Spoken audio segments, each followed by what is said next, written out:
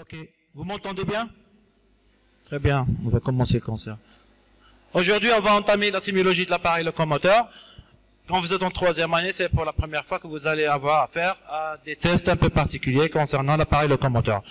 On va commencer par quelques définitions. Ce sont des mots que vous allez voir et utiliser durant tout le reste de votre carrière de médecin, Inch'Allah.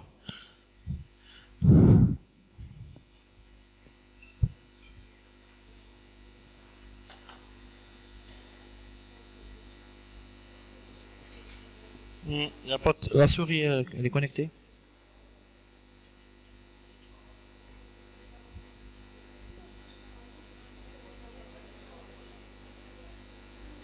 Comme première définition, un motif de consultation fréquent. On voit au niveau des urgences et on voit lorsqu'on fait de la consultation de l'appareil locomoteur. Ce qu'on appelle l'impotence fonctionnelle.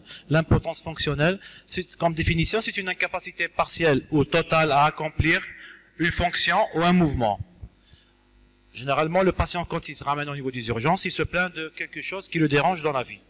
C'est quoi? C'est une impotence, ce qu'on appelle chez nous, il n'arrive pas à mobiliser son membre, et lorsqu'il le mobilise, ça lui fait mal. Ça, ce qu'on nomme chez nous dans le jargon médical, c'est une impotence fonctionnelle. C'est un membre qui est impotent, qui ne peut pas être fonctionnel.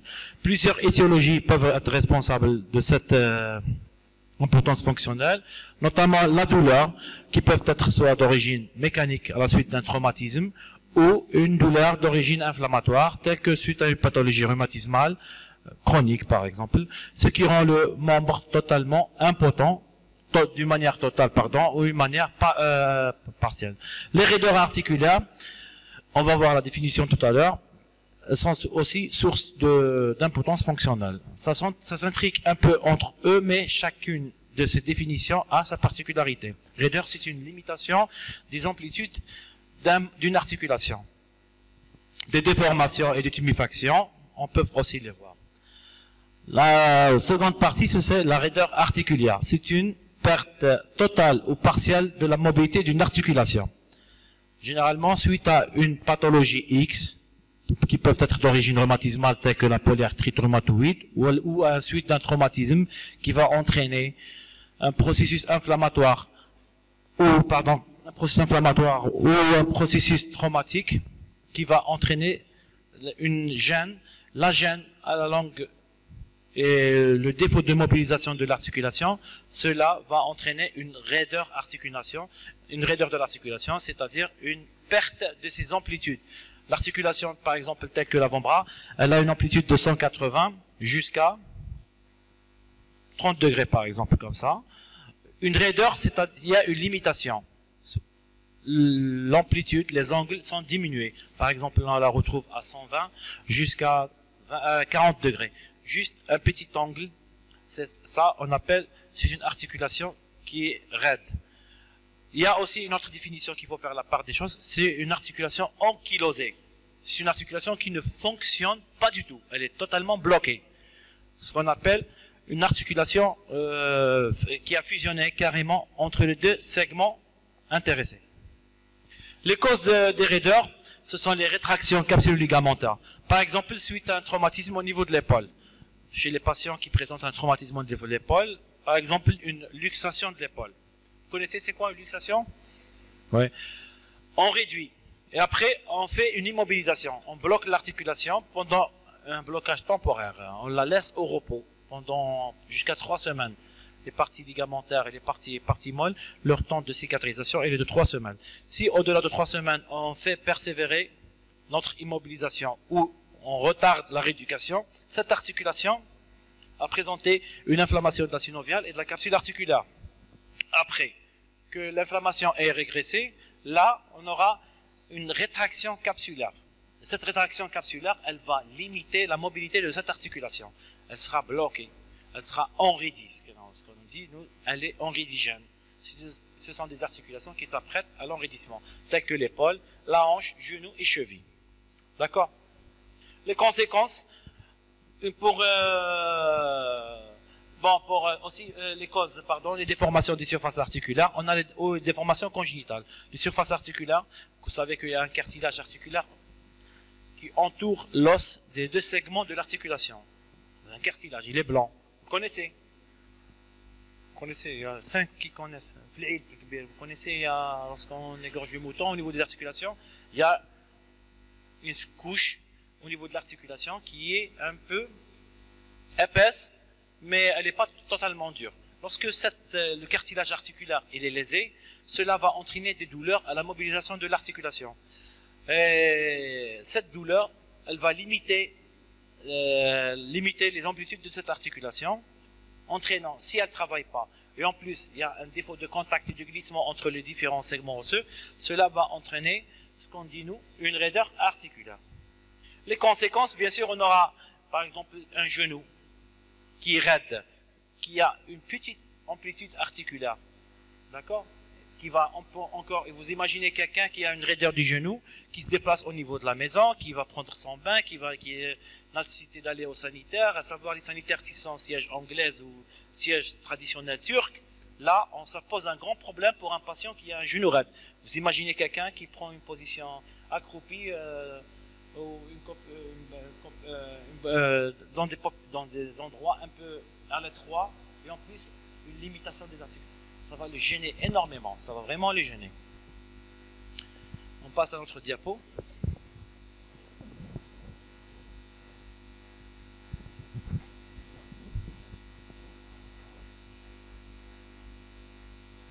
Une autre définition, c'est la tuméfaction.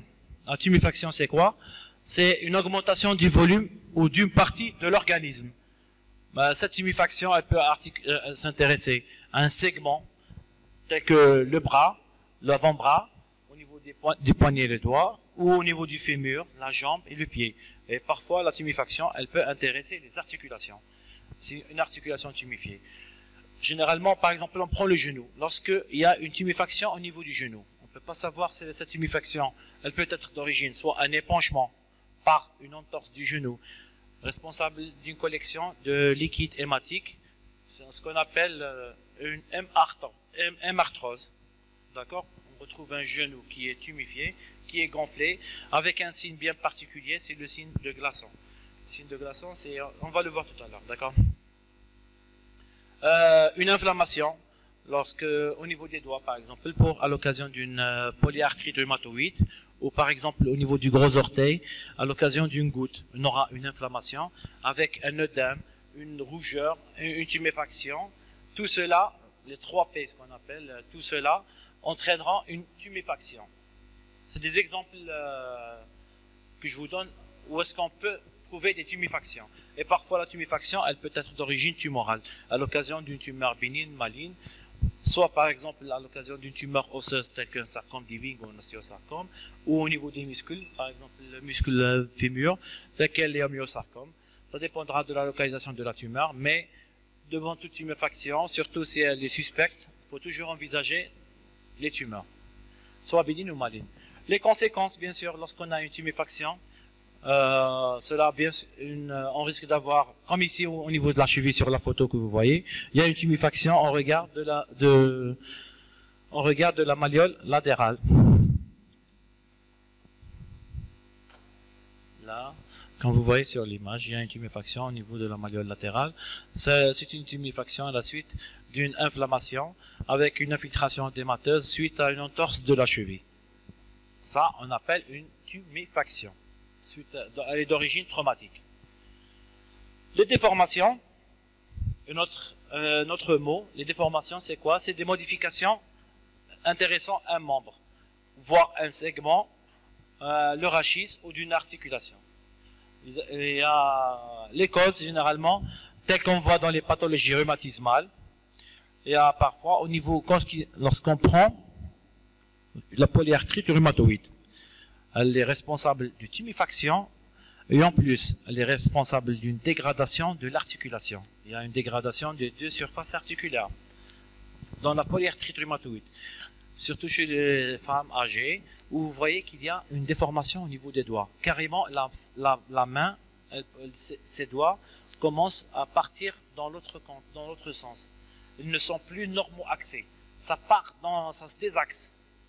C'est pour cela qu'on appelle cela, c'est pas qu'une tuméfaction, mais tuméfaction associée à une déformation.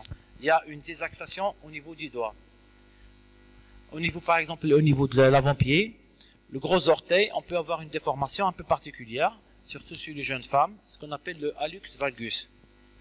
Le hallux valgus, c'est la saillie au niveau, ce qu'on appelle le moignon du gros orteil. Je pense que vous avez dû voir ça chez pas mal de femmes. Ça, c'est une déformation de type hallux valgus. Il y a carrément un changement de position et d'axe du gros orteil. Elle est bien sûr source de douleur et gêne fonctionnel. Et une femme qui présente cette lésion ne pourra pas marcher longtemps et elle sera limitée dans l'usage des chaussures. Elle sera obligée d'avoir des chaussures qui sont un peu larges.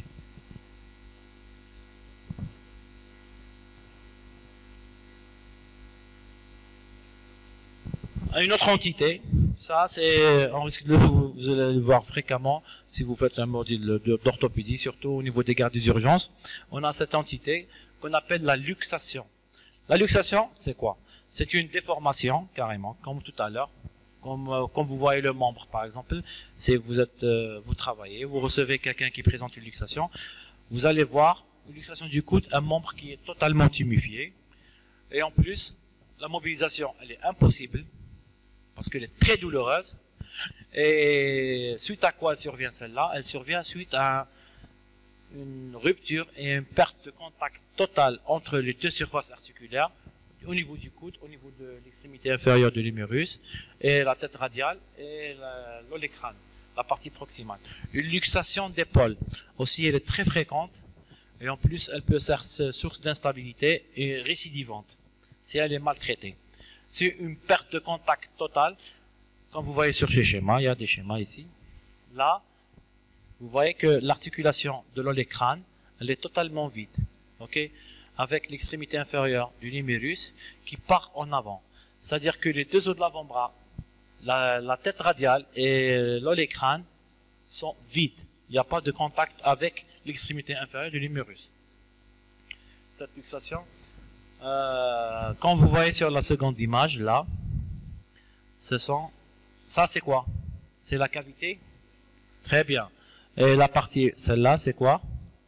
C'est l'extrémité proximale, c'est la tête humérale, ou l'extrémité proximale de l'humérus. Normalement, ces deux surfaces articulaires devraient s'emboîter, devraient être en contact et confronter l'une à l'autre. Mais sur ce qu'on voit sur l'image, il y a une vacuité de la glène. La glène ici, elle est totalement vide, vous la voyez. D'accord? Avec une tête qui part en bas et en dedans. Ça, c'est une perte de contact qui est totale. Deuxième mot, il n'y a pas de contact entre les deux surfaces articulaires. Elle est totale, elle est permanente entre les deux surfaces articulaires. Non réductible, donc ici un mot, elle est non réductible spontanément. Ça, c'est une luxation. Au niveau de la troisième image aussi, vous voyez ici qu'il y a, ça c'est quoi? C'est le fémur distal, et ça, c'est le plateau tibial, les plateaux tibiaux. D'accord? Normalement, les condyles fémoraux devront s'articuler avec le plateau tibial interne et externe. Mais ici, il y a totalement une perte de contact qui est permanente et totale. Il n'y a pas, c'est-à-dire un minimum de contact entre les deux surfaces articulaires. Cependant, une autre entité, c'est les subluxations. C'est une luxation qui est incomplète par un simple déplacement entre les surfaces articulaires. Là, comme vous voyez, ça c'est quoi cette représentation? C'est quelle articulation?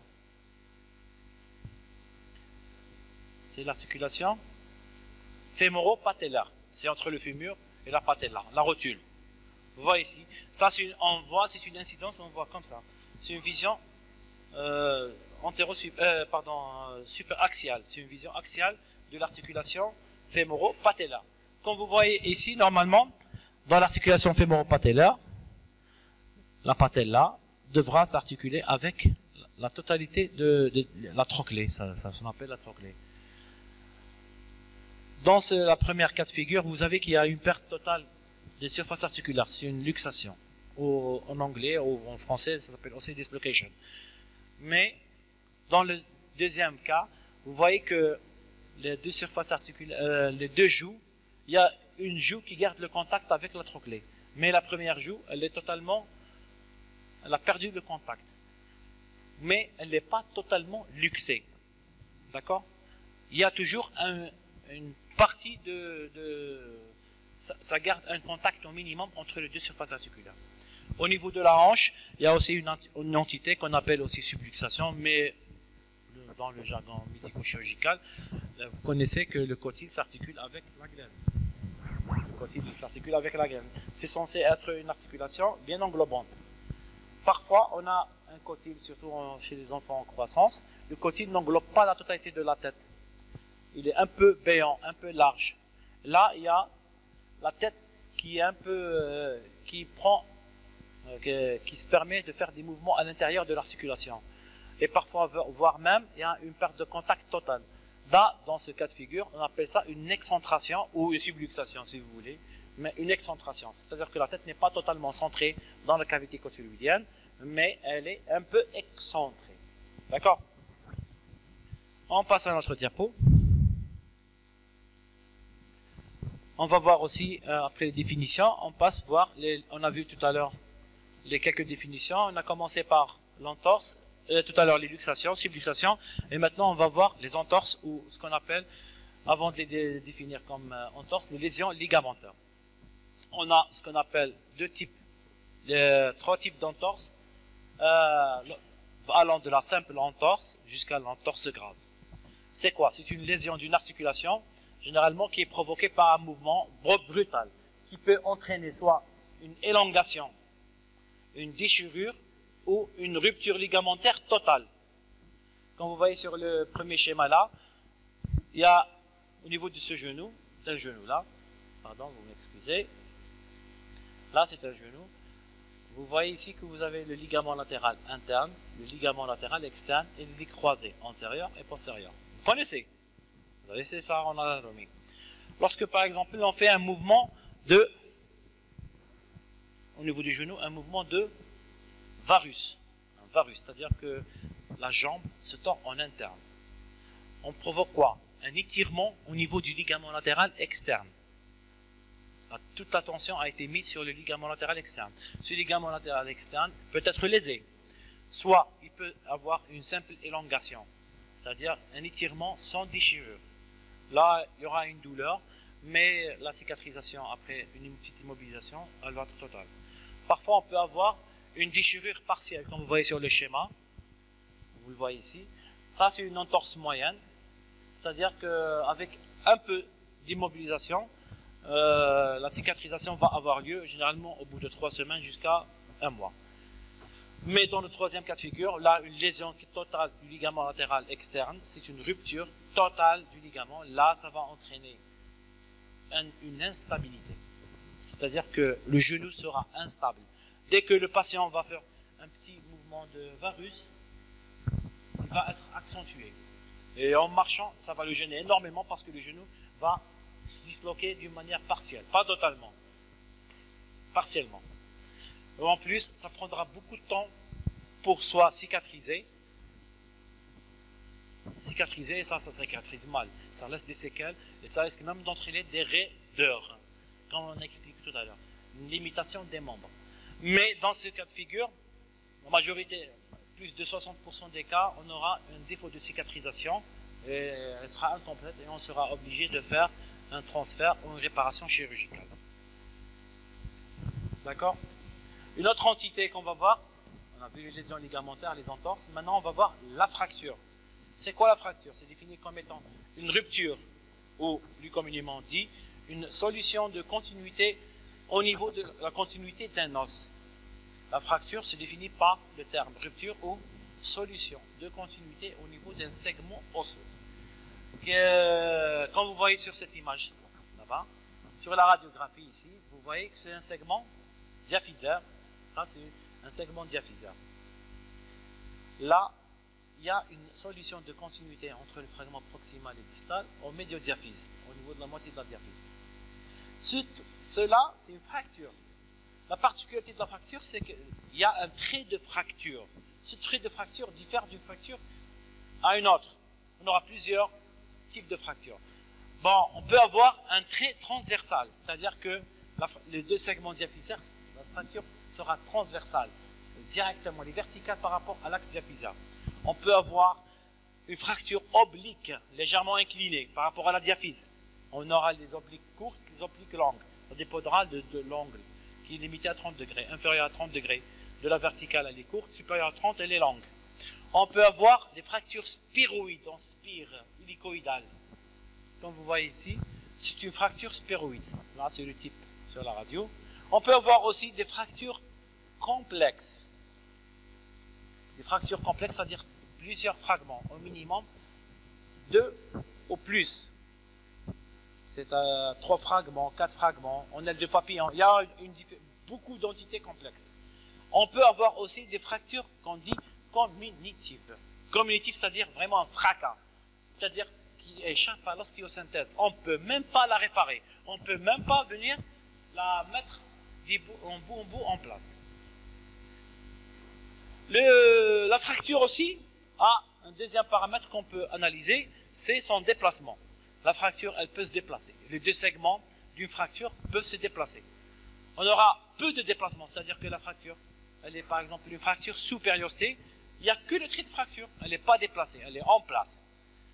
Un autre cas de figure, c'est la translation. C'est un décalage entre les deux segments.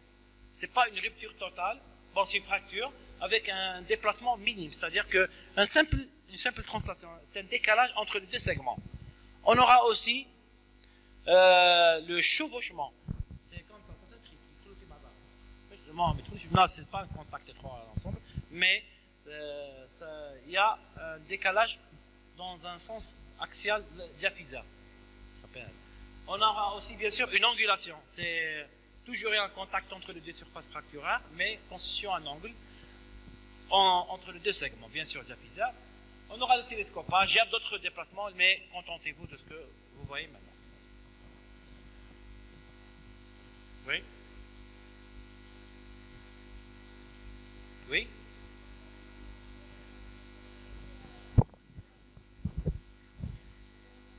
Vous pouvez me dire? Ah oui.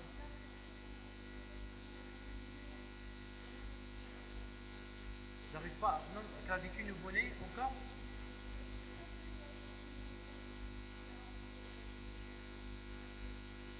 Une angulation chez une fracture clavicule chez le nouveau-né? Oui, non. Non, les fractures chez l'enfant, c'est une autre entité. Là, ce que je suis en train de vous inoculer, c'est de vous faire partager, c'est des fractures beaucoup plus chez l'adulte. Les particularités chez l'enfant, c'est une autre entité. Le type de fracture, on a les fractures en mode de Burr, en bois vert, pour voir par exemple. Chez l'enfant, il a une particularité, c'est que l'os de l'enfant est élastique. Il est entouré par un périoste qui est très épais, qui le protège déjà. En plus, l'os chez l'enfant, il a une particularité, c'est qu'il est au niveau de ses extrémités, il a le cartilage de croissance. C'est un os qui est en train de croître, qui a la capacité d'être bien hydraté et élastique. Ces fractures ne sont pas idem à ceux de l'enfant, de l'adulte, pardon. Chez l'enfant, on a en mode de Burr, c'est un simple tassement. Il y en a en bois vert, c'est fracture unicorticale. Il y a des sous-périostés. Chez l'enfant, c'est une autre paire de manches. On continue avec une autre définition, l'arthrose. L'arthrose, c'est quoi? L'arthrose, tout à l'heure, je vous ai parlé des surfaces articulaires, du cartilage articulaire.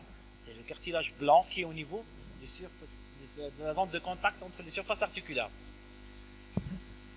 Bon, comme définition, ils disent que c'est une maladie rhumatismale résultant d'une dégradation progressive du cartilage articulaire. Là, ce cartilage, lorsqu'il fonctionne mal, lorsque le contact entre les deux segments de l'articulation se fait d'une manière inexacte, où la biomécanique n'est pas respectée. Il y aura une zone qui supportera une grande charge, par contre l'autre zone, elle sera déchargée, alors que normalement, ça sera, par exemple, au niveau du fémur. Généralement, vous voyez ici, par exemple ici, là, sur cette image, vous voyez ici, ça c'est un genou, là c'est un genou. Il y a plateau tibial interne et plateau tibial interne, condyle externe, condyle interne. Lorsque, chez un sujet sain, le genou, il reçoit quoi comme charge? Le genou, il reçoit la moitié du corps et même le segment fémoral, moins la jambe. On enlève la jambe, d'accord? C'est-à-dire si je fais 80 kg, j'ai mes jambes qui font 5 kg, j'enlève 10 kg, ça met 80 après 70, chaque genou reçoit 35 kg, d'accord? Et chaque compartiment devra recevoir la moitié de 37, c'est de 35, c'est la moitié de 35. Elle doit être répartie d'une manière homogène et équitable. Plateau tibial interne, plateau tibial externe. Ces forces de compression vont changer lors de la marche. Elles se multiplient. La hanche, lors de la marche, pour qu'on garde une stabilité de la hanche, la force qui s'exerce en station debout, c'est la moitié supérieure du corps sur 2, chaque hanche. Mais lors de la marche, pour qu'il y ait un mouvement de départ et de retraite, cette force du poids, plus les forces du muscle pluriarticulaire, c'est le poids du corps que je leur exerce fois 4.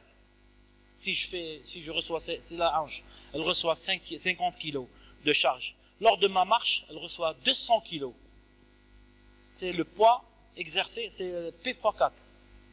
C'est biomécanique, c'est un peu, je vous mets dans le bain, c'est tout. Enfin, ça, c'est des études un peu poussées, c'est pour des spécialisations. Vous imaginez que ce genou, un plateau tibial interne et un plateau tibial externe, il y a une déformation au niveau du genou. C'est-à-dire que, par exemple, un genou qui part à l'intérieur, un malade qui marche comme ça, un genou qui part à l'intérieur, ce qu'on appelle un genou varan, par exemple. Les forces de compression, on va les voir tout à l'heure, la force de compression va s'exercer sur le plateau tibial interne, sera plus importante que l'externe. Et le cartilage articulaire de la zone interne va s'user plus rapidement que la zone externe. Comme vous voyez ici sur cette radiographie, la zone interne, elle est usée. Il y a un pincement, une destruction du cartilage. Alors ici que, au niveau de cette zone, il y a le cartilage. Le cartilage articulaire, il est sain, gardant une hauteur normale. Ce cartilage, on arrive à déduire qu'il y a une destruction du cartilage au niveau. Les cartilages du segment fémoral et tibial, là, il y a une destruction du cartilage au niveau du segment tibial et fémoral, du plateau tibial interne, alors que l'externe, il est encore conservé. Il y a un problème de répartition des charges au niveau du genou. Cela va entraîner bien sûr une maladie chronique, qui va entraîner une raideur, qui va entraîner une douleur, qui va entraîner une impotence fonctionnelle. On aura tous les symptômes et cela va retentir et sera source d'invalidité chez le patient. C'est bon? On peut passer? Comme vous voyez sur cette image-là, là.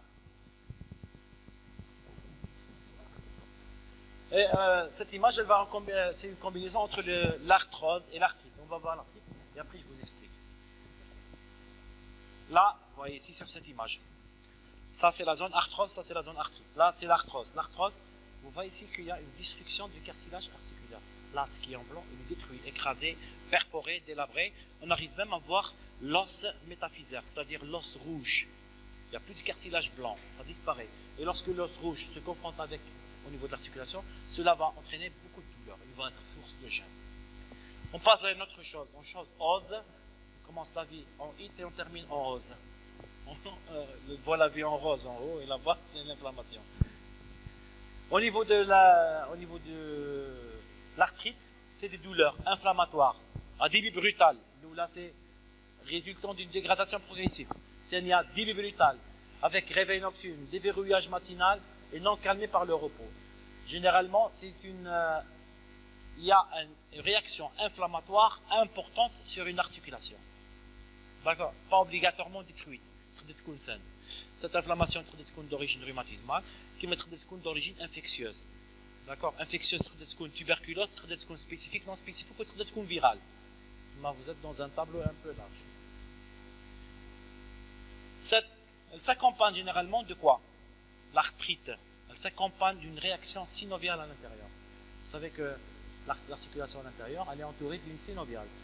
La synoviale, nous faut gauche dans la capsule. Cette synoviale sera hyperémique. S'il y a une infestation microbienne, il va y avoir une réaction du corps, œdème, congestion, exsudat, pullulation microbienne et formation de pus. On aura du pus à l'intérieur de l'articulation. C'est tout un processus qui s'enchaîne. L'arthrite, c'est un épanchement intra-articulaire d'origine inflammatoire. Généralement, le tableau clinique est rapide et très douloureux. Il s'accompagne d'un épanchement intra-articulaire. Il y a un exsudat qui devient infectant, qui s'infecte à la langue. Ça sera du pus. On aura, par exemple, comme vous voyez ici au niveau de ce genou, là, c'est un genou qui est très tuméfié, comme vous voyez ici, très tuméfié, rouge, témoignant de présence d'une collection à l'intérieur. pour cette collection apparemment, Madame Kena, la douleur et l'épanchement, ça doit être très probablement d'origine infectieuse.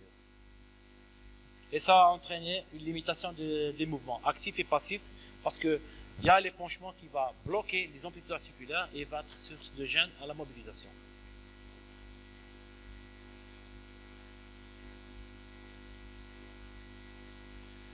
Bon, ça c'était introduction comme définition. On aura bien sûr aussi maintenant l'étude sémiologique de l'appareil locomoteur. Pour étudier un appareil locomoteur, on doit passer par plusieurs étapes. Première étape, pour la rédaction d'une observation, toute lésion ou d'anomalie au niveau de l'appareil locomoteur, on doit passer par plusieurs étapes en CAHI. Première étape, c'est l'interrogatoire, l'interview. L'interrogatoire. Deuxième phase, c'est un examen clinique minutieux des os et des articulations. Troisième phase, c'est passage à l'exploration radiologique ou l'étude des radios. Bien sûr, l'interrogatoire, première chose, l'interrogatoire, on va connaître l'état civil du patient, l'âge, les antécédents médicaux, chirurgicaux, le mécanisme, est-ce qu'il a une fracture, est-ce qu'il a une maladie rhumatismale, est-ce qu'un débit brutal, là c'est des détails qu'on va voir un peu particuliers. Mais le maître signe, l'interrogatoire, lésion de l'appareil locomoteur, c'est le signe fonctionnel.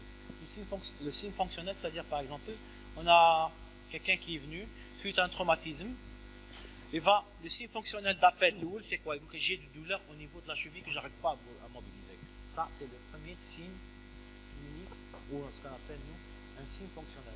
Quelque chose qui retentit sur la fonction. C'est ça, le signe fonctionnel. Il va vous dire que j'ai mal à telle articulation. Et qui me l'interrogatoire, il vous dit depuis quand? Il vous dit depuis ce matin. Qu'est-ce que vous avez fait ce matin? Je suis tombé en descendant les escaliers. On a déjà le signe fonctionnel, on a le mécanisme. Tomber des signes d'escalier, c'est-à-dire que le mécanisme il est un peu puissant. Quelqu'un qui chute dans les escaliers peut avoir très probablement une fracture. D'accord? Là, on s'oriente, on commence à cadrer notre patient. C'est pourquoi là, l'interrogatoire permet de nous guider, de nous orienter. J'ai qu'une vieille, j'ai mal au niveau, par exemple, au niveau de la main. Ou là, par exemple, j'ai mal au niveau de gros orteils. Cela, ça fait plus de 2 semaines. J'ai déjà vécu un épisode pareil qui remonte à 3 mois. C'est mal revenu une deuxième fois, puis ça a disparu. Maintenant, ça me revient. Et vous voyez, ça, j'arrive pas à marcher. Première chose, c'est le signe fonctionnel, le signe d'appel. Il y a un problème de marche sur une pathologie qui a l'air d'être ancienne et très probablement rhumatismale. Là, on arrive déjà directement à trancher. On arrive à s'orienter. Est-ce que c'est urgent? Est-ce que c'est traumatique ou c'est rhumatismal, c'est chronique? Là, on arrive à juguler. Là, on se fait ça, on s'oriente d'emblée à l'interrogatoire. Et bien sûr, maître clé, c'est la douleur. Ici, fonctionnel, c'est la douleur, c'est le maître clé. Cette douleur, chaque lésion, chaque appareil a sa propre douleur. Elle est localisée, elle est bien individualisée, mais chaque type de lésion a sa douleur. Les douleurs diffèrent. Il y a les douleurs mécaniques, il y a les douleurs inflammatoires, il y a les douleurs à type de striction, il y a des douleurs à type de brûlure, il y a des douleurs à type de comment on appelle le patient il se plaint, il vous dit que engourdissement, je sens mon pied qui est engourdi, j'ai mal au niveau de l'articulation, il est engourdi, elle me fait mal. Ça diffère, cela dépendra de l'articulation. L'interrogatoire, bien sûr. On va commencer par l'interrogatoire. Première des choses, ce sont les antécédents personnels et familiaux, comme on l'a vu tout à l'heure. La profession de notre patient, est-ce qu'il est écolier ou là-haut? Oui? Bah, oui, d'accord. Ok. On va commencer par les antécédents personnels, familiaux, la profession, indemnisation et reclassement professionnel. Bon, ça ne nous concerne pas, c'est beaucoup plus dans l'allure professionnelle. Les activités sportives et physiques que mène ce patient. L'interrogatoire à la recherche du signe fonctionnel, généralement par exemple quand on prend la douleur, le nombre de réveils nocturnes, le patient il vous dit que j'ai mal plusieurs fois par la nuit, ça me vient et ça part, ça me gêne, j'arrive pas à me déplacer jusqu'au sanitaire par exemple. Le matin, je me lève mal, j'arrive pas à mobiliser mon articulation, telle par exemple la hanche ou genou. Dès que je me lève, il me faut beaucoup de temps, au moins une demi-heure. Je suis en train de la mobiliser progressivement jusqu'à qu'elle se libère parce que je me la sens, elle est bloquée, ce qu'ils disent du verrouillage matinal. Le périmètre de marche chez un sujet âgé qui a mal au niveau du genou, tel que la radio qu'on a vue tout à l'heure sur une arthrose, un sujet âgé n'a pas le même périmètre de marche qu'un sujet jeune. Vous pouvez marcher 4 heures, lui il marche 1 heure de temps. On peut l'estimer en mètres comme on peut l'estimer en minutes. D'accord, le périmètre de marche. Généralement, les atteintes, est-ce qu'elles peuvent être unies, polyarticulaires, le nombre d'articulations qui peuvent être touchées, on doit les savoir. La durée et la tolérance de la station debout, prolongée ou autre attitude, généralement le patient, vous pouvez le voir, il va vous dire j'ai mal dès que quand je marche, j'ai pas mal. Mais dès que je m'arrête, je me stationne, je commence à avoir mal. Par exemple, ça diffère. Et bien sûr, on continue avec les importances fonctionnelles, comme on a vu tout à l'heure. Cette douleur, la douleur, on va bien sûr rechercher son siège, soit elle est unie ou bilatérale, c'est-à-dire un ou deux côtés, ou une atteinte symétrique ou asymétrique, c'est-à-dire que ici elle est moins importante qu'un côté, que le droit plus important que le côté gauche, ce qui est la majorité des cas. L'irradiation de la douleur, il me dit par exemple j'ai mal au niveau lombaire, d'accord. Elle peut sur les deux côtés, droit et gauche, mais elle est plus marquée au niveau du côté droit. Cette douleur, elle monte au-dessus de mes côtes et elle descend en bas le long de ma cuisse, voire même au niveau de la cheville. Ça, ce sont les irradiations. Le point de départ, c'est lombaire et elle part en haut et en bas la douleur. C'est le trajet, par exemple, d'une douleur tronculaire ou radiculaire, nerveuse. Le mode de début, suite, généralement, il vous dit que ça s'accentue depuis 1 mois. C'est progressif. Au brutal, je me suis endormi normal le matin, je me suis réveillé avec une douleur importante. C'est un truc brutal. Circonstances d'apparition à l'occasion d'un traumatisme, par exemple. Les horaires, ça diffère entre mécanique et inflammatoire. Généralement mécanique à la suite d'un effort. Inflammatoire, c'est généralement des douleurs nocturnes, ça vient que la nuit. Parce qu'il y a baisse de taux de cortisol. Le cortisol, c'est un anti-inflammatoire et les douleurs sont moins marquées la nuit. Ils sont démasqués la nuit. Un type de brûlure, de crampes, de torsion, de broiement. Et l'intensité, bien sûr, on va aussi la typer et le marquer. Les facteurs aggravants ou les positions de relâchement, tels que le repos, la mobilisation, la mise en décharge et la prise de médicaments. Et bien sûr, on va voir cette douleur si elle s'améliore ou elle s'accentue avec le temps.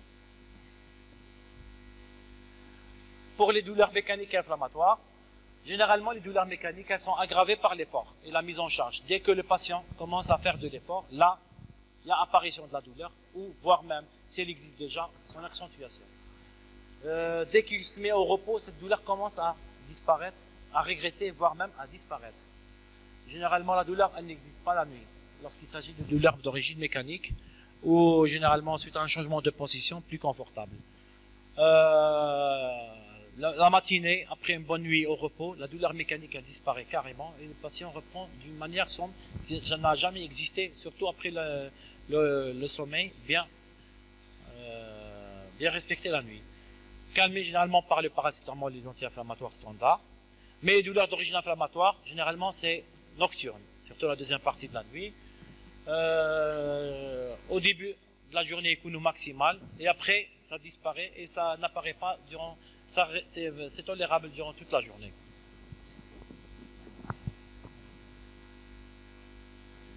Pour les douleurs des membres, on pourra avoir plusieurs types de localisation de la douleur. On peut avoir les douleurs d'origine articulaire, à l'occasion d'arthralgie ou d'arthrite. Les arthralgies peuvent avoir plusieurs étiologies, on va voir tout à l'heure. Arthrite, c'est un processus inflammatoire. On peut avoir les douleurs osseuses. La douleur osseuse à l'occasion de fractures, à l'occasion d'une infection type d'ostéomyélite, et les douleurs d'origine tumorale. Généralement, tumeur bénigne ou maligne, les deux peuvent être douloureux. Surtout les tumeurs malignes, elles sont très douloureuses. Les douleurs vasculaires, c'est-à-dire qu'il y a une anomalie de circulation sanguine. Elles peuvent être d'origine artérielle à l'occasion d'une claudication intermittente par une thrombose, ou d'origine veineuse à l'occasion du thrombophlébite aussi, où il y a un retard d'évacuation et de remontée de sang. Les douleurs neurologiques, un type de névralgie, c'est-à-dire c'est des douleurs qui touchent un nerf, une racine nerveuse, un tronc, voire même la moelle épinière. Elles peuvent être d'origine radiculaire ou tronculaire. Les douleurs aussi, bon, on a des douleurs projetées, ce qu'on appelle les douleurs rapportées. C'est-à-dire c'est des douleurs qui se localisent au niveau locomoteur. Par exemple, une douleur lombaire, là, elle simule une douleur de colique néphritique, mais elle signale là, à l'occasion par exemple d'une hernie discale, des lombosciatalgies. Le patient se plaint de douleur au niveau lombaire, associée à une douleur au niveau de la cheville. Ça, c'est l'irradiation sur le nerf. C'est une douleur rapportée à distance. Mais la lésion est la même. C'est les lombosciatalgies. Par exemple, une hernie discale.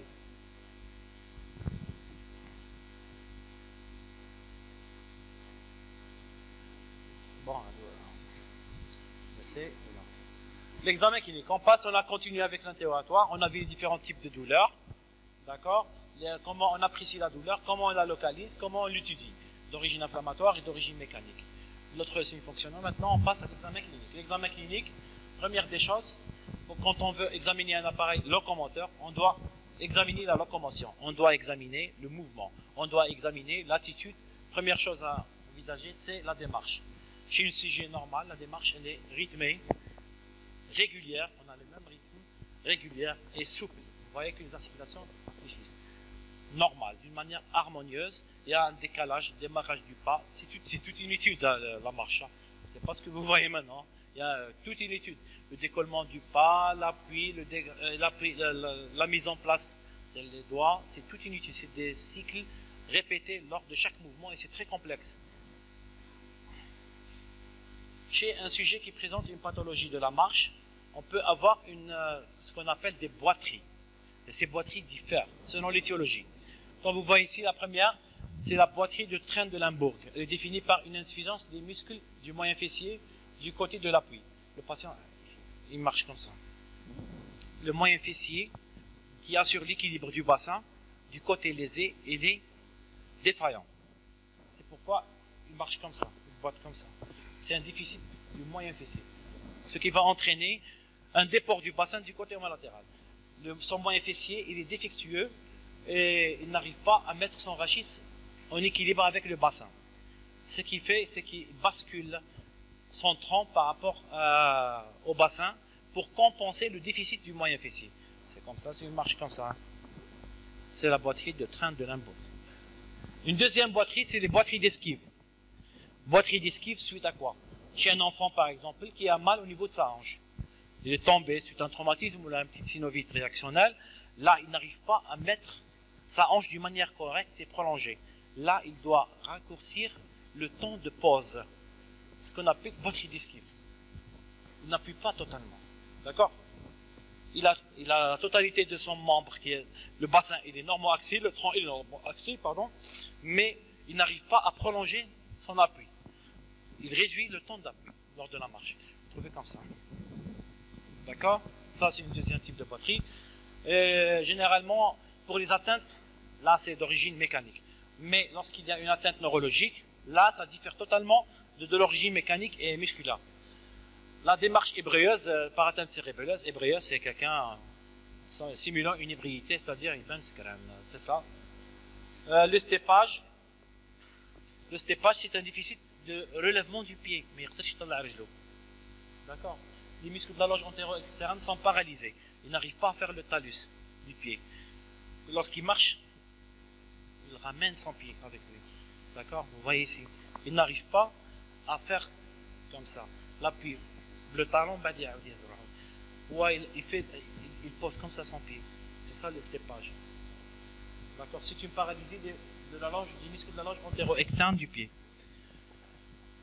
Oui, la démarche par atteinte unilatérale, généralement, par exemple, c'est membre totalement paralytique à l'occasion d'une sciatique, lombosciatalgie. Vous imaginez qu'il n'arrive pas à appuyer sur toute la totalité de son membre, tels que les membres poliotiques. Les gens qui ont une amyotrophie à l'occasion d'une polio, vous les voyez, un membre qui est amyotrophique, qui ne fonctionne pas, il n'arrive pas à prolonger la durée de son pas.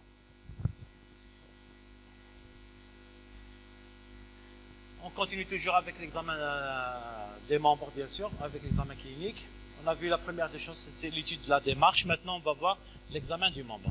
Cet examen constitue de 3 entités. Les membres à dos, on doit les mesurer, on doit apprécier si ils ont les mêmes mensualités, leurs mesures sont respectées, c'est-à-dire droit et gauche. Deuxième, c'est les études des articulations. Et troisième, c'est la recherche de déformation. Pour les mensurations des membres, on doit, pour mensurer un membre, d'accord, c'est prendre les mesures du membre. Au niveau du membre supérieur, c'est, comme vous voyez sur l'image, la mesure permet de voir un raccourcissement d'un membre. D'accord? Au niveau du membre supérieur, en extension complète, et va de l'acromion jusqu'à l'apophyse cubitale. Sur le membre inférieur, là, toujours bien sûr le membre en position couchée, et on prend le rubomètre, ça se fait par un rubomètre, on les la hanche, soit le massif trochanterien, on aura la malléole externe. Ou là une autre méthode, la symphyse pubienne, on aura la malléole interne. Et on compare entre les deux zones. On peut bien sûr droite et gauche.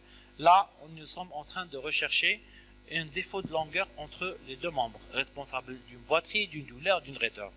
D'accord? Bien sûr. Donc vous voyez sur le repère, ça sur l'image, et c'est un sujet paralytique.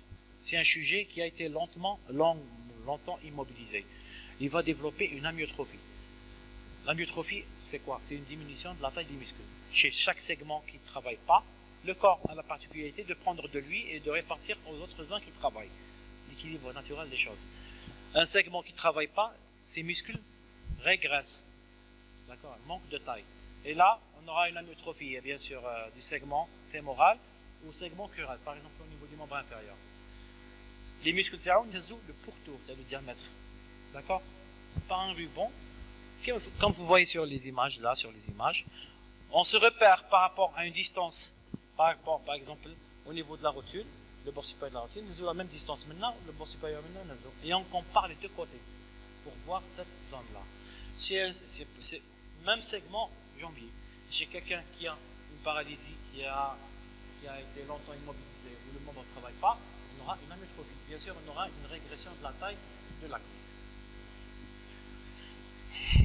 Au-delà de la jambe aussi. Hein. Pour les déformations, maintenant on va étudier les déformations. Ces déformations, elles peuvent être récentes ou anciennes. Pour les déformations récentes, on aura les déformations qui peuvent être post-traumatiques, généralement à la suite d'une fracture. Bien sûr, quand on dit fracture, il y aura, on va se localiser par la douleur. Hein. On va savoir, c'est la radio qui va trancher, mais les fractures, on pourra les deviner par l'examen clinique à la douleur, parce que la douleur, elle est vraiment importante et intense. Et en plus, le membre, il n'arrive pas à mobiliser son membre. Vous imaginez quelqu'un qui a une fracture au niveau de son avant-bras ou au niveau de son humérus, vous croyez qu'il peut faire ça? Non, pas du tout. Il ne pourra pas du tout mobiliser son membre. Là, s'il y a un traumatisme au niveau du membre supérieur, vous êtes de garde et vous voyez quelqu'un qui va venir, qui présente un traumatisme membre supérieur. Comment il va venir? Exactement. Il va venir en soutenant le membre sain, dièse pathologique. D'accord? Ce qu'on appelle l'attitude de Dessau. Comme vous voyez sur cette image-là. Là. Ok? C'est l'attitude de Dessau. Pour les membres inférieurs, généralement, s'il y a une fracture au niveau du fémur, vous imaginez quoi? Il va venir en marchant? Il ne va pas venir, ils vont le ramener, dans une civière en plus. Et vous croyez qu'il va avoir l'axe normal? Pas du tout, il ne va pas avoir l'axe normal. Une fracture du fémur, on aura une déformation par une crosse à sommet antéro-externe. D'accord, une douleur atroce. Dès que vous essayez d'examiner, le patient va se rébeller parce qu'il a vraiment mal. Et il y aura une tuméfaction importante au niveau de la cuisse parce que le saignement des fractures diaphysaires du fémur est bien particulier. Il est caractérisé par un hématome très important au niveau du fémur. D'accord? Et bien sûr, on va continuer par l'aspect des tegments, la recherche d'œdème, d'échymose, de flectène, d'écorchures. Vous imaginez un fémur, il y aura bien sûr des écorchures, des abrasions, un point, un hématome, une échymose, une fracture de la diaphyse humérale. A la particularité d'avoir un hématome expansif au niveau du segment qui s'étalera au niveau du tronc. Vous allez voir ça dans les prochaines, les modules prochains. Moi, je suis ultérieurement. On sera l'hématome brachio-thoracique d'Heineken, une FDH, avec la moitié de son tronc supérieur et le siège d'une énorme ecchymose. Et bien sûr, on va continuer notre examen clinique. On a vu l'inspection, ce qu'on va voir. Et maintenant, on passe à la palpation, à la recherche d'une douleur qui permet.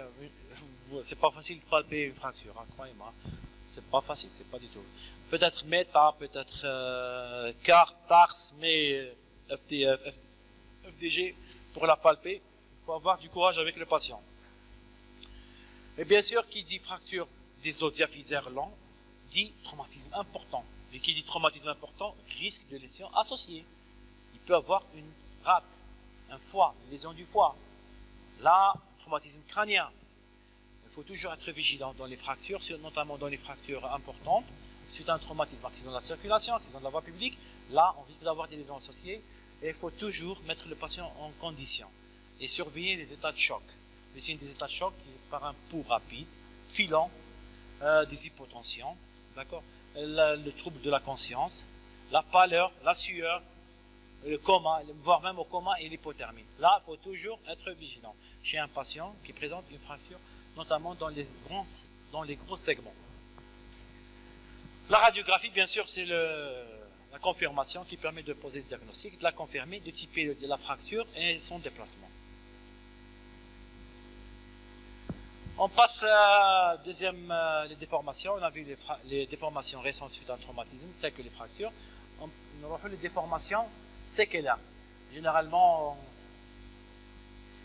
c'est des séquelles, ça vient avec le temps. Ce sera la suite, par exemple, comme vous voyez ici, déformation à crosse, à convexité antéro-externe dans certaines fractures diaphysaires. Le patient, quand il vient, vous allez voir qu'il y a une déformation. Bon, cela s'applique quand on dit séquelaire, c'est-à-dire qu'il y a une consolidation. Et la consolidation ne s'est pas faite dans les normes. Ça peut être un cal vicieux. Un cal vicieux, c'est-à-dire que la soudure n'a pas été correcte, n'a pas été normaux axée. Là, on aura des déformations telles que au niveau de cette radio. Par exemple, on prend un exemple là, c'est un cal vicieux en crosse antéro-externe. On peut avoir un cal vicieux au niveau de la jambe, par exemple, avec une jambe qui est rétroversée en arrière. Là, c'est un cal vicieux en récurvatum. D'accord? D'autres déformations, comme vous voyez ici au niveau de cette image-là, lorsque l'image qui est au niveau de la moitié, c'est un sujet qui est normo-axé.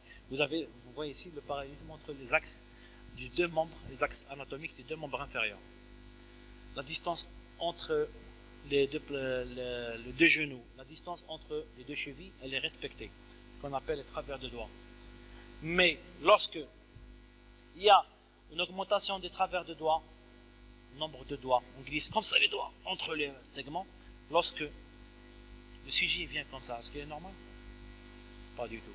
Ici, la distance entre les deux genoux, elle est respectée. Mais entre les deux chevilles, les malléoles internes, est-ce qu'elle est respectée?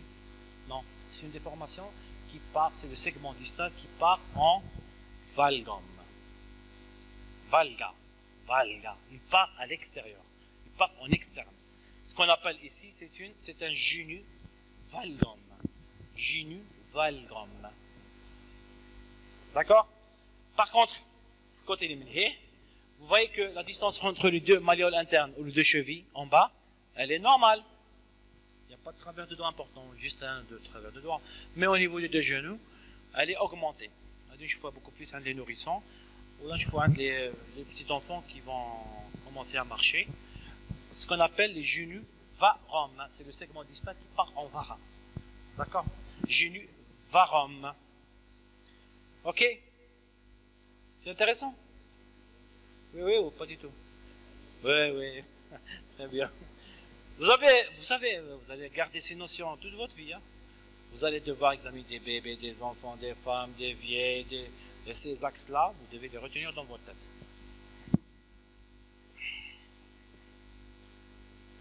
Là, on passe à d'autres déformations. D'accord? La déformation, c'est une position vicieuse non réductible. C'est le terme le plus soigneux. Il y a une déformation du pied, elle ne se corrige pas par une manœuvre simple. Pour la corriger, il faut vraiment faire des efforts, des exercices, de la chirurgie. C'est ça une déformation. C'est une position vicieuse d'un segment, d'un membre, des doigts, D'accord. Par exemple, le pied. Là, c'est une déformation en équin. Un pied en équin, comme ça. Par quoi? Par une rétraction des muscles gastrocnémiens. C'est le tendon d'Achille qui va tirer sur le talon, le calcaneus, et qui va carrément mettre votre... Essayez de prendre, faites comme ça. Et palpez votre tendon d'Achille. Vous avez trouvé, relâché. D'accord? Mais ce sujet-là, il y a une contraction au niveau de ce muscle. Les muscles des mollets, ça va, les gastrocnémiens, ça va étirer sur le calcanéum, mais le calcanéum, en se déplaçant en bas, va attirer vers lui la totalité du pied. D'accord? Et bon, c'est des pieds un peu particuliers, c'est juste pour vous. C'est ça pour le type de déformation. On aura le deuxième type, c'est l'inverse de celui-là. C'est le pied en talus. C'est une hyperflexion du pied. Il y a un patient qui ne marche pas, qui marche comme ça, sur le talon. Par contre, l'autre, il marche comme ça, sur le doigt. Il est obligé de faire des acrobaties pour pouvoir équilibrer son bassin. On va parler d'une entité qu'on risque de voir. Si vous faites gynéco, pédiatrie, vous allez voir ça, Inch'Allah. Même généraliste, vous allez voir ça. Hein. Ce sont les pieds beaux. Vous voyez ici aussi au niveau de... Là, c'est un... Pardon, cette image-là, c'est le pied talus, dont je vous ai parlé tout à l'heure. Un pied talus, une flexion plantaire. C'est un déséquilibre entre les muscles, les fléchisseurs du pied et les extenseurs. Là, par exemple, chez ce patient, il y a un talus, c'est un déficit des gastrocnémiens avec une hyperflexion de la loge antéro-externe. C'est un jeu musculaire, c'est un équilibre musculaire. Le pied-beau-varus équin. Le pied-beau-varus équin, c'est une malformation congénitale. Les ZOP à directement bête. On peut maintenant, grâce à l'avènement d'échographie 3D, on peut la dépister en intra-utéro. C'est une déformation dans les trois plans de l'espace. Comme vous voyez ici, le membre du pied. La particularité de c'est quoi? C'est un pied, c'est chez un nouveau-né. Comme vous voyez sur cette image-là. Il a trois déplacements. Il y a un équin, un déplacement antérieur du pied. Et il a un varus de l'arrière-pied. Équin, varus, et il a un adductus. Les doigts se rentrent à l'intérieur. C'est cela suffisant pour vous. D'accord. Il a la particularité, c'est un pied, c'est une déformation qui est très difficile à traiter. Il y a plusieurs méthodes de traitement. On peut traiter ça par des plâtres successifs, méthode de Ponseti. Mais si ça ne marche pas, plus les attelles d'abduction, des corrections, vous savez que c'est un pied qui nécessite 4 ans pour se faire traiter totalement, pour avoir une guérison totale. Dès la naissance jusqu'à l'âge de 4 ans, sinon, la chirurgie, ça va donner un pied pas totalement correct par rapport au sein. Ce sera un pied un peu enraidi, limité dans les amplitudes, mais douloureux à la langue. D'accord? Ça, c'est pour vous. D'accord? Gardez ce que vous voyez. On va passer au dernier chapitre, les articulations. On a vu ce qu'on a vu tout à l'heure, l'interrogatoire, l'examen, les mensurations, on a vu les déformations. Maintenant, on va voir les articulations. Généralement, les modifications apprécient le degré de mobilité des articulations et la recherche des modifications pathologiques. Ça, c'est l'étude des articulations. Vous avez vu ça en anatomie normalement, les différents mouvements, par exemple l'épaule et la hanche, flexion, extension, adduction, abduction, rotation externe, rotation interne. Très bien. Genou, je fais. Flexion, extension, genou. Cheville, même chose. D'accord. Épaule. Épaule. Flexion, extension, abduction, adduction, circumduction. Circumduction. C'est l'articulation la plus souple du corps humain. D'accord. L'articulation la plus forte, c'est la hanche. Qui supporte le maximum de pression, c'est la hanche humaine. Vous savez que l'articulation à l'intérieur de la hanche, des études allemandes, des capteurs au niveau d'une hanche d'un cheval. Des capteurs thermiques. Au niveau de la hanche d'un cheval. Là. En pleine course, ils sont arrivés à avoir des températures atteignant les 90-100 degrés. un cheval. Hein. Vous imaginez un hanche humain, c'est pas facile. Parce qu'elle est soumise à des forces importantes. Les modifications pathologiques, la connaissance, c'est difficile d'apprécier, certes, son degré, c'est-à-dire c'est nécrosé, ça devrait nécroser. Mais c'est un cheval, ça se tolère. Chez les êtres humains, jusqu'à preuve du contraire. Je sais pas, il n'y a pas d'études, moi j'ai pas pris connaissance d'études dans ce domaine-là. On passe aux modifications pathologiques. La raideur articulaire, on l'a vu tout à l'heure. L'ankylose, c'est une perte totale, on l'a vu. L'épanchement intra-articulaire, bien sûr. L'épanchement intra-articulaire, soupçonné devant toute augmentation du volume, tel que le genou. Au niveau du genou, tumifié, comme on a vu tout à l'heure, au niveau de l'arthrite. On a parlé d'un épanchement intra-articulaire d'origine purulente. Ou là, à l'occasion d'une entorse du genou, il y a une tuméfaction du genou. Il y a le liquide à l'intérieur. Mais ce n'est pas du pus, c'est quoi? C'est du sang. L'élongation, les lésions ligamentaires. La déchirure et la rupture totale, elle va faire quoi? Elle va entraîner un saignement. Ce saignement va entraîner une accumulation du sang à l'intérieur du genou. L'accumulation va entraîner l'épanchement indent, source de douleur et de tuméfaction. Il y a un test bien particulier qu'on appelle le signe de Glasson. Le membre en extension. On appuie sur le muscle quadricipital pour que la chambre se concentre en bas. On appuie avec le doigt sur la rotule. C'est le signe de glaçon. Un glaçon, on le doigt allé, on a qu'est-ce qu'il arrive au glaçon? La même chose se passe pour la rotule. Elle descend et puis l'hémarthrose ou le pus va la faire remonter. On ressent qu'il y a la rotule qui se carrément un sang comme ça, pareil. Elle claque au niveau des conduits, la trochlée, et dès que vous relâchez votre doigt, elle reprend sa place, elle remonte, elle reflotte. C'est ça le signe de glaçon. Qui glace simplement? C'est la même chose. L'épanchement, ce qu'on appelle aussi le choc rotulien. Lorsque la rotule, elle frappe la trochlée. La trochlée, c'est accroché, bien les conduits fémoraux, le choc rotulien, ou là, aussi le choc, le signe de glaçon. Soit d'arthrose, entre les gens qui ont des inflammations chroniques, il y aura un épanchement synovial quantifiant et épais.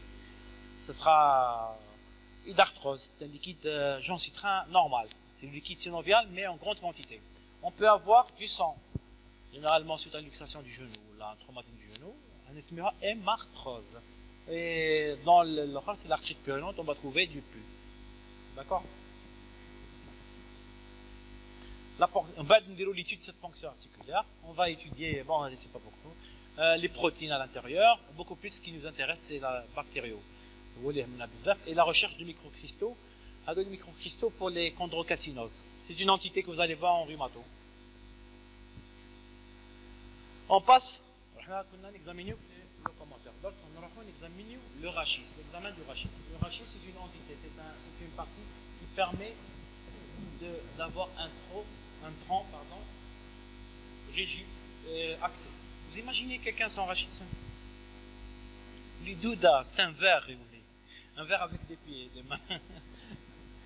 Ce rachis est constitué par une colonne, constituée par un nombre important de vertèbres qui peuvent être cervicales, lombaires, thoraciques et lombaires. C'est pas cervical. Le thoracique, 12, lombaire, 5, ou bien sûr on a sacré ou oxygène. Alors, comme vous voyez sur l'image, l'état normal, on a une syphose dorsale. Là, la courbure, une syphose dorsale, on a une lordose lombaire. Les particularités. Lorsqu'il y a des hadou, c'est le sujet normal. D'accord? C'est en profil. Le face. Le rachis face. Dommage, j'ai pas est-ce que de face le rachis c'est normal. Ce qu'on appelle est-ce que déformé ou pas, un fil à plan. Le fil à plan, c'est le masso اللي يبنيو به. تعرفوه؟ ما يبنيوش génération خاطئة خلاص. Un fil avec un poids à l'extrémité inférieure. نحطوها هنا في C7 ونطرقوا le fil à plan. لازمنا تكون le fil à plan يفوت من C7 la moitié تاع L5. يفوت في نص L5. On a un rachis normo-axial. D'accord. Oui, au profil, on a une lordose lombaire et une syphose dorsale ou lordose lombaire. Le rachis, on l'examine. On a quelques manœuvres de base que vous êtes censé connaître, bien sûr. C'est la souplesse du rachis. Elle est appréciée par l'oula. La distance main-sol. On demande au patient de s'incliner en avant en gardant les genoux en rectitude et de descendre et d'essayer de mettre avec mon ventre. Là, c'est difficile. J'arrive pas. Peut-être vous serez mieux que moi, surtout les garçons. Avec l'âge, on prend du poids. Je pas dit la majorité des filles, elles n'arrivent pas à faire ça, croyez-moi. Et on mesure la distance menue entre les doigts du pied et les doigts de la main. D'accord. C'est la distance main-sol. Je rigole là, il y en a qui, à l'occasion, à 8 mars, joyeuse fête des femmes. J'ai oublié de vous dire ça à l'introduction. Inch'Allah, la Qubal Am Jay, Inch'Allah, je vous comme des cadres, avec des positions marmouqa, Inch'Allah. D'accord? C'est bon, c'est bon.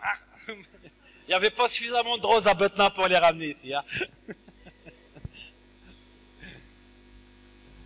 On continue. Nous avons la distance main-sol. Je fais aussi le rachis, il est rigide. Les garçons, il n'y a pas encore une fête des pères. Hein. C'est pour bientôt. Hein. Vous n'êtes pas des pères en plus. Ça. Vous êtes tous des célibataires. Ça va être dans quelques années, Inch'Allah. Mais je me là-bas, ils n'aiment pas. En plus, c'est une minorité. Hein.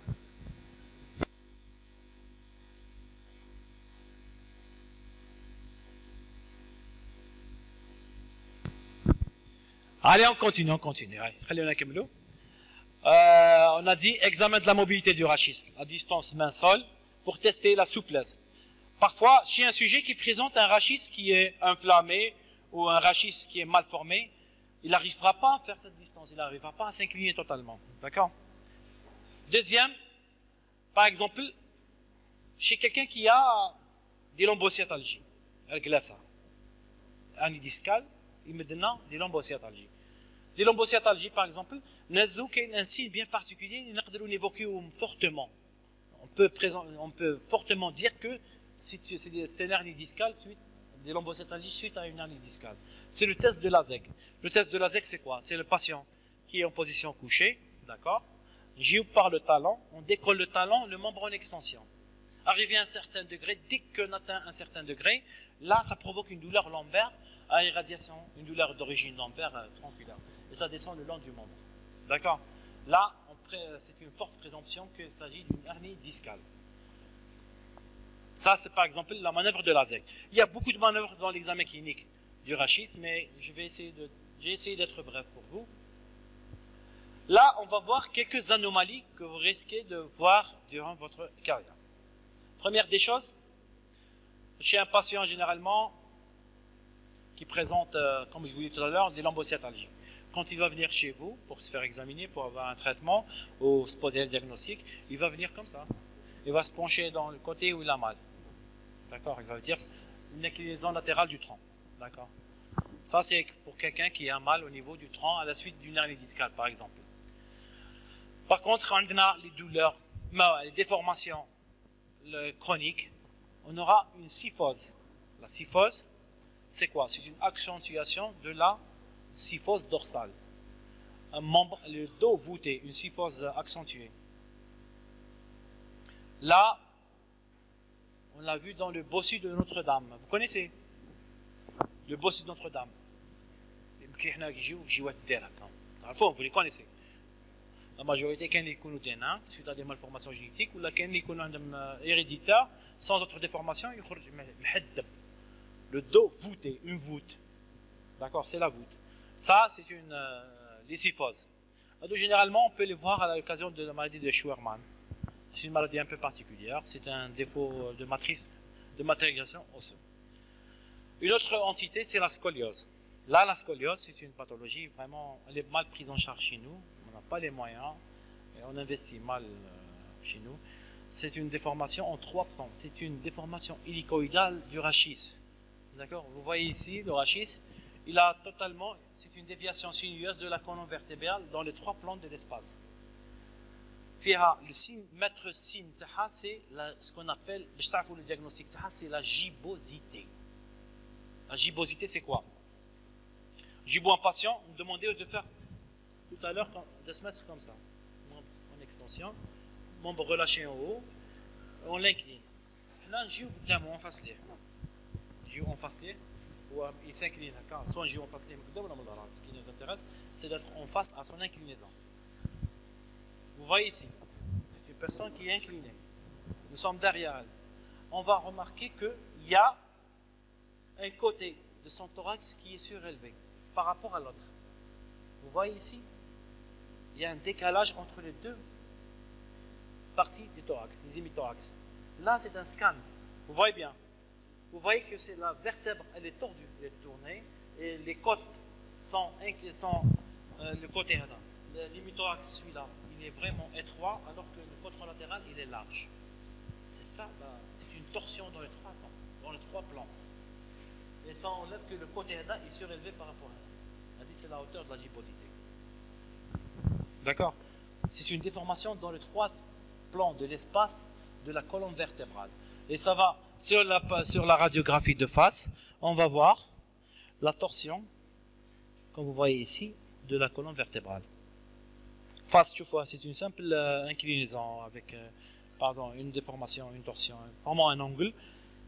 Là, c'est un angle thoracique et là, c'est une scoliose thoracique, scoliose lombaire. Ça, c'est une double scoliose. D'accord? Par contre, quand j'ai une scoliose frida, ça va d'accord, elle peut être équilibrée, non équilibrée, ça, c'est pas pour vous, ça, c'est pour des trucs plus poussés. D'accord? Vous avez compris? À peu près, c'est une entité. À la longue, les sources de douleur, déformation, et le patient, lorsqu'il atteint un certain âge, surtout si la déformation est importante, il y aura une diminution de la cage thoracique, il y aura une diminution de l'ampliation et de l'expansion pulmonaire, et cette expansion va être gênée, et le patient risque de passer en insuffisance respiratoire chronique et voire décéder par cette pathologie. Et bien sûr, on continue notre test par les examens complémentaires tels que la FNS, la CRP, le processus inflammatoire, le bilan phosphocalcique qu'on doit demander et la radiographie. En conclusion, sémiologie de l'appareil locomoteur inférieur, on doit être méthodique, on doit être vigilant et bien entendre le patient pour pouvoir au moins surseoir un diagnostic avant la radiographie. Je vous remercie.